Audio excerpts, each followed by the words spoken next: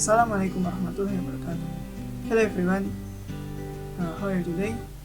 Oke, di sini saya Muhammad Sakim Barab akan menjelaskan mengenai kurikulum Merdeka Belajar Kamus Merdeka atau biasa disingkat dengan kurikulum MBKM.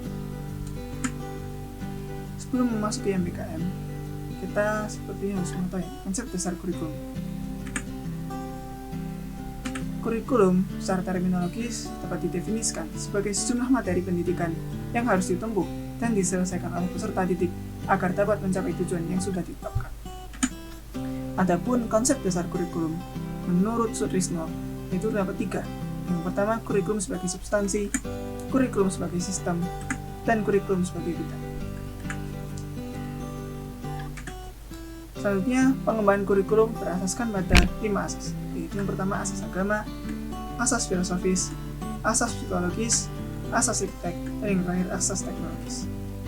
Sedangkan pengembangan kurikulum berlandaskan pada sekiranya 4 hal, yaitu landasan filosofis, landasan psikologis, landasan sosiologis, dan landasan teknologis. Selanjutnya mengenai kurikulum Merdeka Belajar Kamus Merdeka.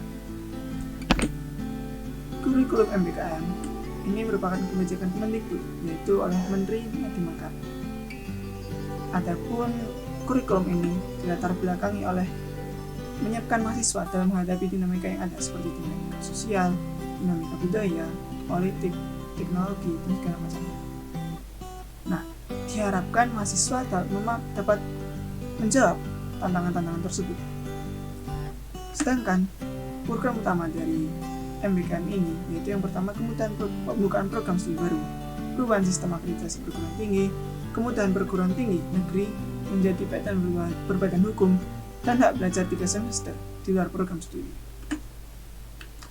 Selain itu, MBKM ini memiliki 8 kegiatan di luar kampus, yaitu mengajar di sekolah, magang atau praktik industri, proyek di desa, pertukaran belajar, penelitian atau riset, wirausaha, studi atau proyek independen, dan proyek manusia. Proses pembelajaran MBKM berpusat pada mahasiswa dan diharapkan dapat menghasilkan lulusan yang sesuai dan relevan dengan perkembangan zaman yang ada. Nah, adapun untuk landasan kebijakan MBKM ini adalah diantaranya yaitu UU Nomor 20 Tahun 2003 tentang Sistem Pendidikan Nasional, UU Nomor 12 Tahun 2012 tentang Pendidikan Tinggi, UU Nomor 6 Tahun 2014 tentang Desa, dan beberapa peraturan perundang-undangan lainnya yang mungkin kalian bisa lihat di layar kalian saat ini. Nah, untuk mempersiapkan penerapan MBKM di perguruan tinggi, sebuah perguruan tinggi menerapkan beberapa tahap, yaitu yang pertama melakukan penyesuaian kurikulum sehingga lulusan nantinya dapat memenuhi tuntutan pasar kerja yang ada. Beberapa kriteria yang perlu dilakukan diantaranya mencari SKS yang setara dengan 8 kegiatan tadi, lalu menemukan substitusi kuliah sesuai dengan 8 kegiatan tadi, lalu merumuskan kembali SKS mata kuliah inti, dan merancang sistem pertukaran kuliah antar program studi dari dalam dan di luar universitas. Dan yang kedua, membangun jaringan dan menjalin kerjasama dengan pihak lain. Dan yang terakhir, meningkatkan peringkat universitas. Dengan adanya kebijakan MBKM ini, maka sebuah perguruan tinggi dituntut untuk selalu meningkatkan kualitasnya agar dapat bersaing dengan perguruan tinggi lain, serta dapat mempermudah dalam melakukan kerjasama dengan pihak lain. Selanjutnya, pada tahap pelaksanaan atau implementasi MBKM di perguruan tinggi itu dapat dilakukan dengan beberapa kegiatan. Yang pertama yaitu pertukaran mahasiswa.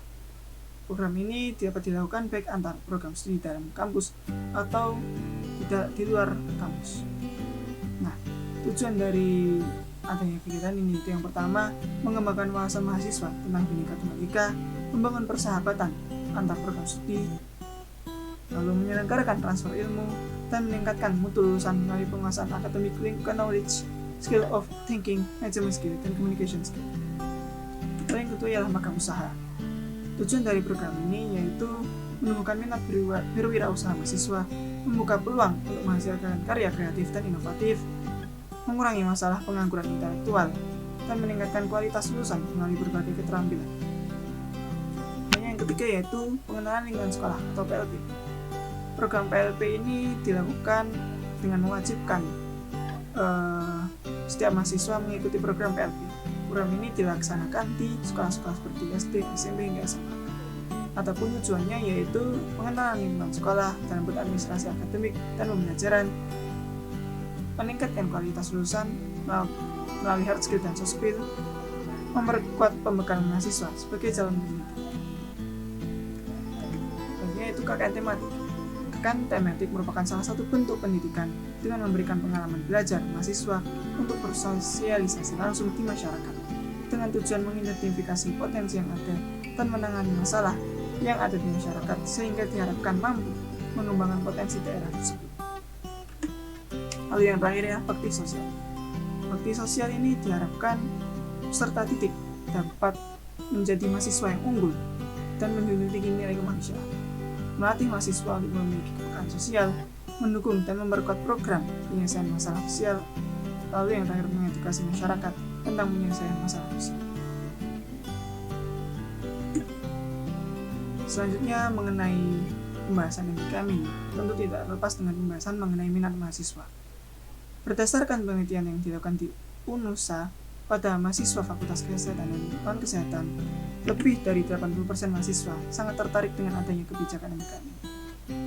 Adapun minat paling banyak itu terdapat pada kegiatan magang.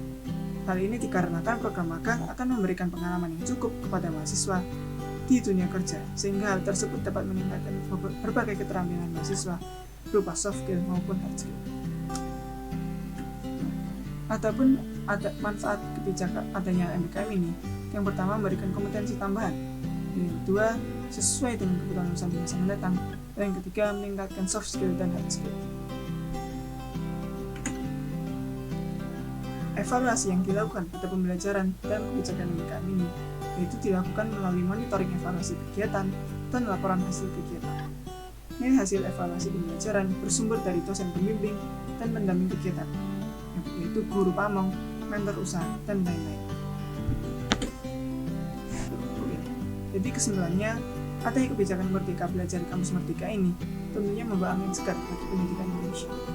Kebijakan MBKM ini memberikan kebebasan pada mahasiswa dalam mengembangkan potensi yang dimilikinya.